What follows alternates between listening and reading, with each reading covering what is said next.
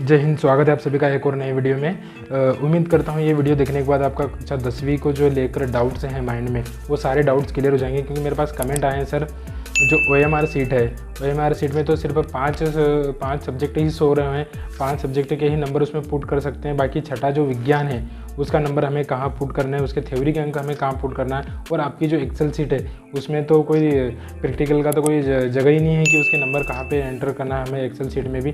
तो इन्हीं सब सवालों के जवाबों के लिए मैं ये वीडियो बना रहा हूँ। ये वीडियो देखने के बाद आपका कोई भी माइंड में सवाल नहीं रहेगा कक्षा 10वीं के रिजल्ट को लेके।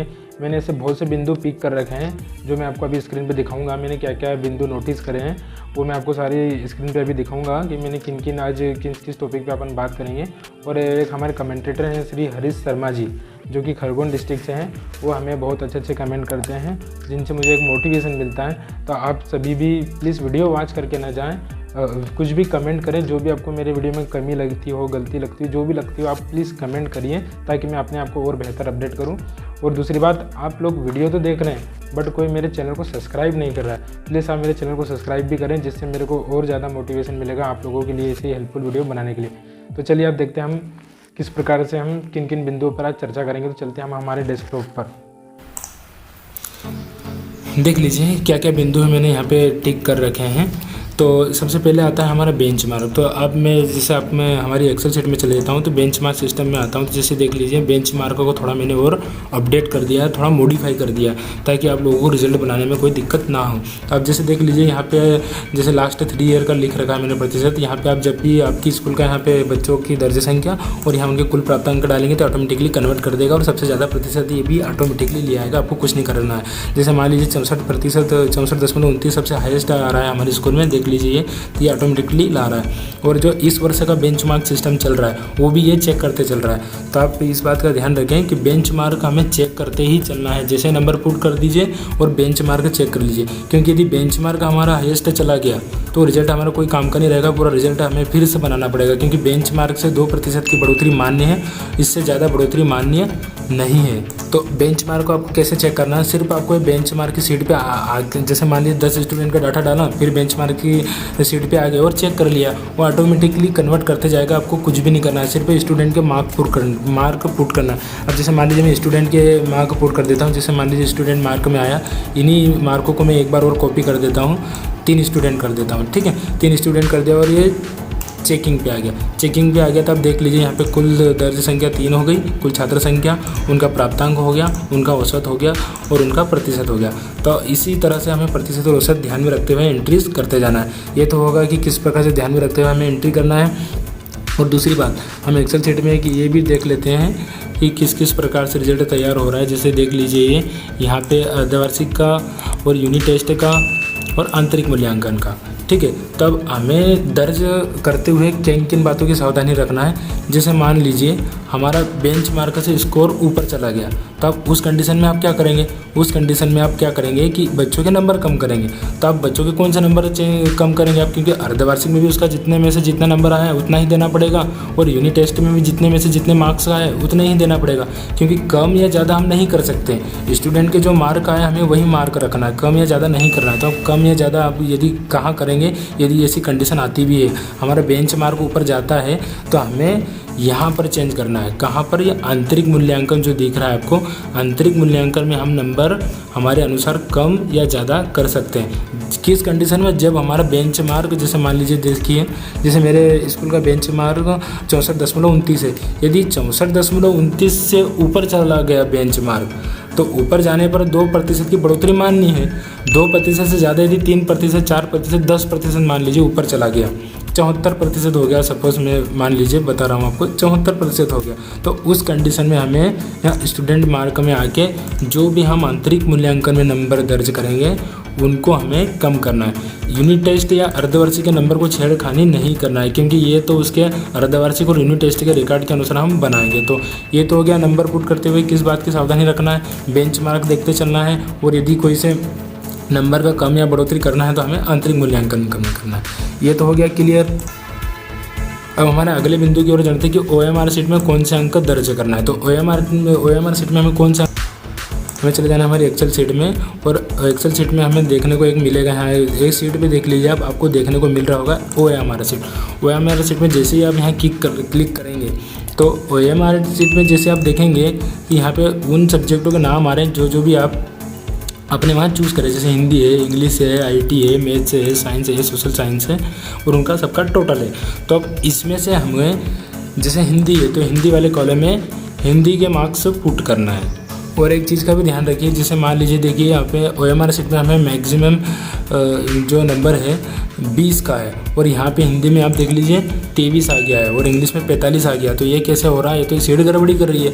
ये गड़बड़ी नहीं है, ये गड़बड़ी हमने करी। तो ये गड़बड़ी कहाँ से सुधारना है, ये आपके साथ भी होगा। तो अब हमें रिवाइज आना है स्टूडेंट मार्क में।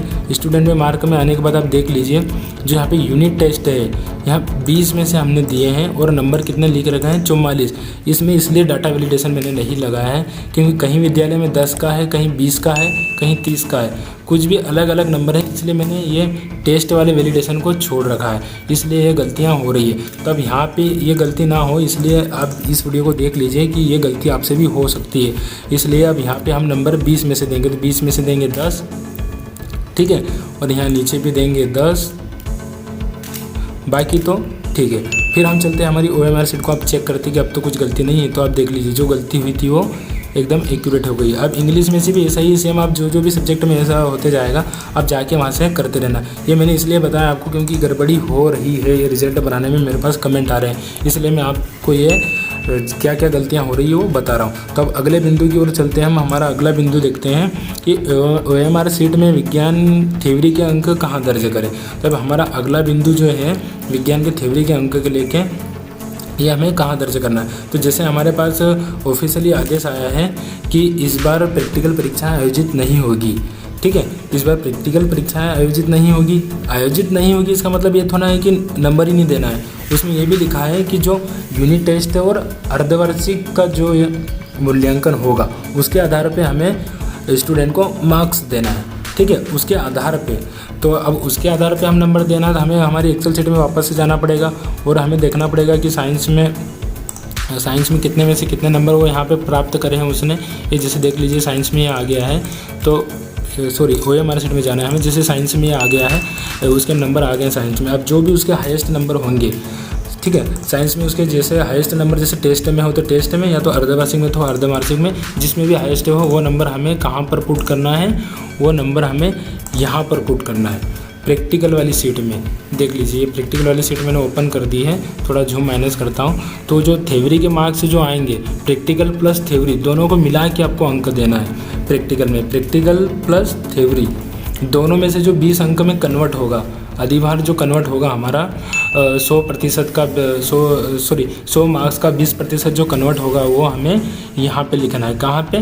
प्रैक्टिकल वाली OMR शीट में, ठीक है। ये तो हो गया प्रैक्टिकल विज्ञान विषय के कहाँ अंक दर्ज करना है, क्योंकि इसलिए हम ऐसा कर रहे हैं क्योंकि जो ये OMR शीट हमारे पास आई है माध्यमिक शिक्षा मंडल भोपाल से, आप देख सकते हैं जो OMR शीट है इसमें कहीं पर भी विज्ञान विषय का कोड नहीं लिखा है। यहाँ पे देख लीजिए मिसिंग है, मतलब 5 सब्जेक्ट का ही दिया है, इसलिए हमें ऐसा करना पड़ रहा है। और ये ऑफिशियली आदेश ही है माध्यमिक शिक्षा मंडल मध्य प्रदेश भोपाल का, चाहें तो जाके चेक कर लीजिए।